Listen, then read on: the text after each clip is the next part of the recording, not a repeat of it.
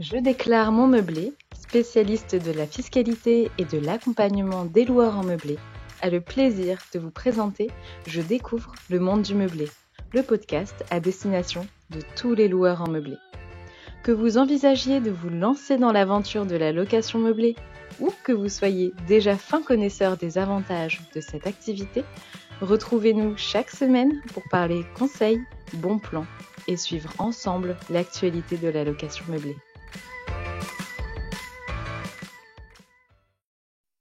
Bonjour à toutes et à tous et bienvenue dans une nouvelle série consacrée à une pratique qui prend de plus en plus d'ampleur au fil des ans et culmine lors de la période estivale, la location de la résidence principale ou d'une résidence secondaire.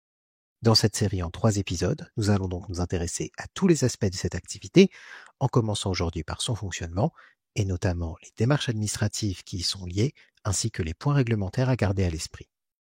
L'une des raisons de l'explosion de la mise en location des résidences principales ou secondaires est certes due à l'essor des plateformes et à la simplification des outils permettant de louer son bien rapidement, mais également à la découverte progressive par de plus en plus de loueurs de la souplesse de ce type d'activité et de la facilité avec laquelle elle s'organise. En effet, louer une résidence principale ou secondaire permet, selon le type de bail utilisé, de faire correspondre parfaitement l'utilisation personnelle que le bailleur souhaite faire du logement et l'activité de location meublée. En résidence principale, il existe ainsi la possibilité d'en louer la totalité, mais aussi uniquement une partie, comme une chambre. Dans ce dernier cas, la location n'est pas obligatoirement de courte durée, puisqu'il est également possible de pratiquer la location étudiante, ce qui évite par exemple de devoir gérer un calendrier de réservation et garantit des revenus réguliers. Tandis que pour une résidence secondaire, toutes les options s'offrent aux bailleurs, excepté celle de la location de longue durée à titre de résidence principale s'ils souhaitent tout de même pouvoir jouir également du bien pendant l'année. Ils pourront donc alterner à loisir entre période d'occupation personnelle, location saisonnière ou encore bail étudiant ou mobilité. D'autant qu'aucun de ces contrats n'a de valeur contraignante une fois arrivé à échéance, ce qui veut aussi dire qu'il est possible de faire varier l'activité d'une année sur l'autre. Un propriétaire peut donc faire l'expérience du bail mobilité pour louer sa résidence secondaire et s'y rendre ensuite quelques semaines, et, si cela ne lui convient pas, s'orienter davantage vers la location de courte durée l'année suivante.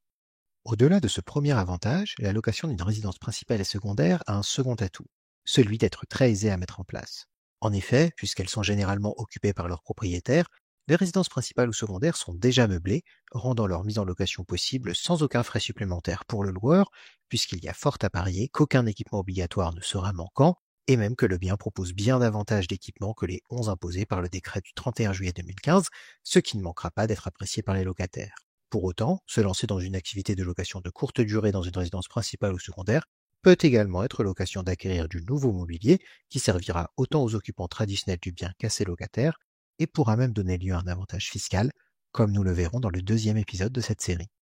Enfin, pour les résidences principales, il est important de noter que cette activité s'adresse en réalité à bien plus de loueurs qu'il n'y paraît à première vue. En effet, la location de résidence principale est une option qui est également ouverte aux locataires de longue durée et non pas uniquement aux propriétaires du logement. En effet, c'est ici la notion de résidence principale qui est importante et non celle de propriété. Pour autant, lorsqu'un locataire souhaite louer sa résidence principale, il doit en amont recueillir l'accord de son propriétaire, accord qui doit bien évidemment porter sur la location, mais également sur son prix, sachant qu'en principe, la sous-location d'une résidence principale ne peut déboucher sur le paiement d'un prix plus élevé que le loyer mensuel dont s'acquitte normalement le locataire. Néanmoins, il arrive parfois que des locataires mettent des biens en location sans l'accord de leur propriétaire ou sans lui en avoir fait la demande. Confrontés à ces situations, les propriétaires peuvent se rapprocher d'un commissaire de justice afin de faire constater la mise en location frauduleuse, sur la base de laquelle ils pourront ensuite demander la résiliation du bail et éventuellement le versement de dommages et intérêts. Mais même si elle représente de nombreux avantages, la location de résidence principale ou secondaire demande tout de même, selon le mode de location pratiqué, de bien respecter la réglementation applicable dans la commune. En location de longue durée, ou en vertu d'un bail mobilité, qu'il s'agisse d'une chambre de la résidence principale ou un étudiant, ou d'un bail étudiant mobilité conclu pour la location d'une résidence secondaire, il faudra donc par exemple veiller aux éventuelles règles d'encadrement des loyers, ainsi qu'aux formalismes contractuels à respecter. Mais c'est surtout pour la courte durée que les obligations seront ici plus importantes et risquent le plus de provoquer des erreurs parmi les loueurs. En cause, de nombreuses interrogations et incompréhensions qui existent aujourd'hui autour des notions d'enregistrement en mairie et d'autorisation de changement d'usage, tentons d'éclaircir un peu les choses.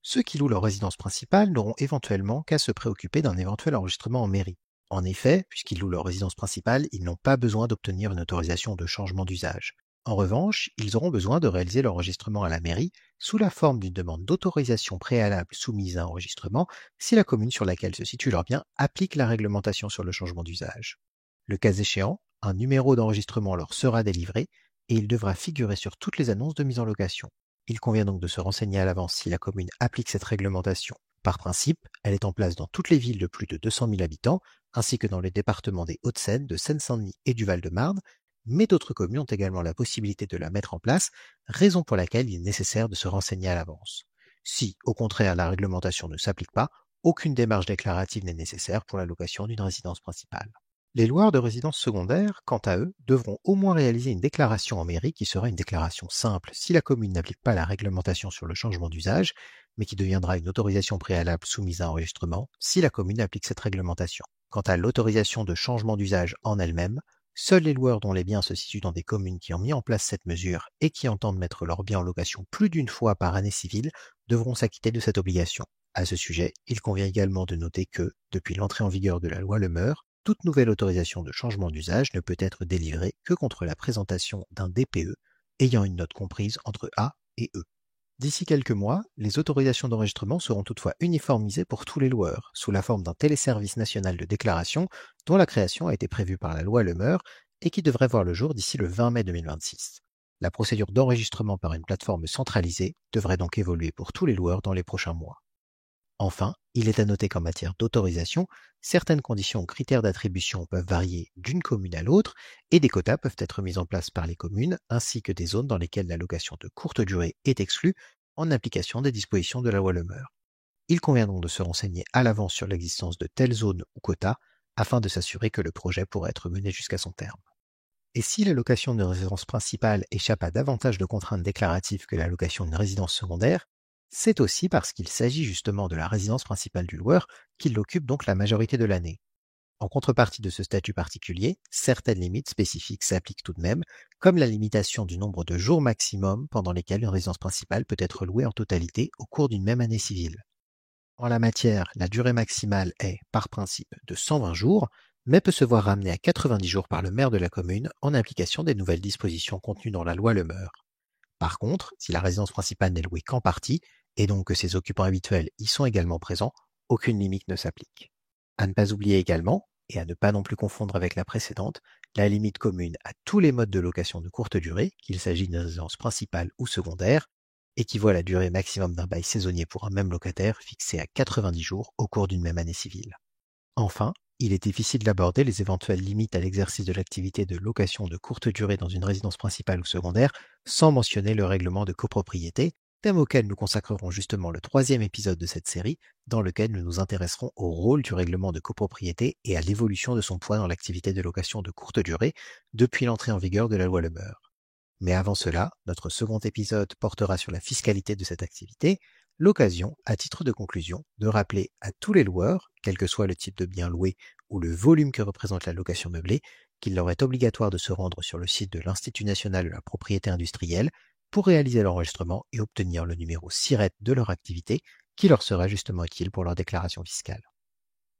Si vous avez aimé notre podcast, faites-le nous savoir et n'hésitez pas à vous rendre sur notre site internet, à nous suivre sur les réseaux sociaux ou encore à nous contacter directement par téléphone ou par mail à l'adresse contact@jedéclaremonmeublé.com.